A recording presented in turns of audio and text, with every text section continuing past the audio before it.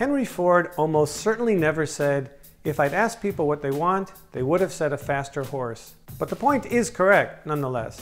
If you ask customers straight out what they want, their answers at best will be incremental suggestions to improve what they're doing today. They almost certainly won't offer a new idea for solving their problem. If asking customers what they want or need doesn't work, how can you get the input you so desperately need to make sure your product hits the sweet spot? The key is realizing that most people are not good writers, but they are good editors. This means if you ask the right questions the right way, you'll get the valuable answers you need. Here are several suggestions for interviewing customers to get the valuable input.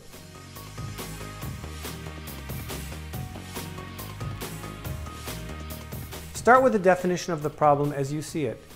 Gauge the customer's response. Does your message resonate? Perhaps they don't have a problem at all. Make sure you are on the same page before moving ahead.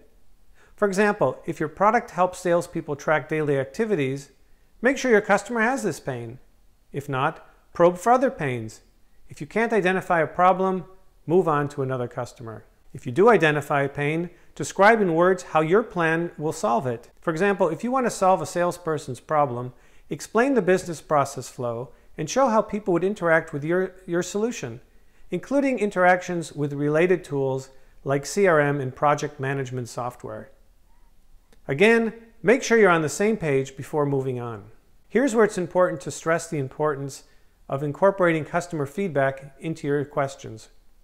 For example, if the customer said your approach wouldn't work, probe to identify why and figure out what would work.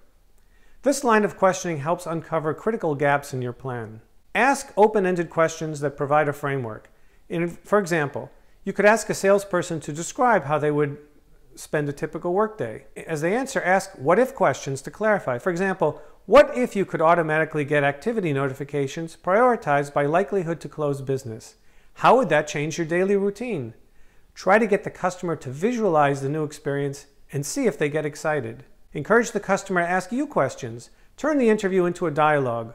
When you sense excitement, you know that you're on to something. And finally, remember that not all customer feedback is created equal, so identify those customers who really have a pain and would invest in your product. Put the laggards and tired kickers aside so they don't cloud your judgment. If you'd like to get a sample list of customer questions or receive additional insights, email me at the address listed below. Let's do it right the first time together.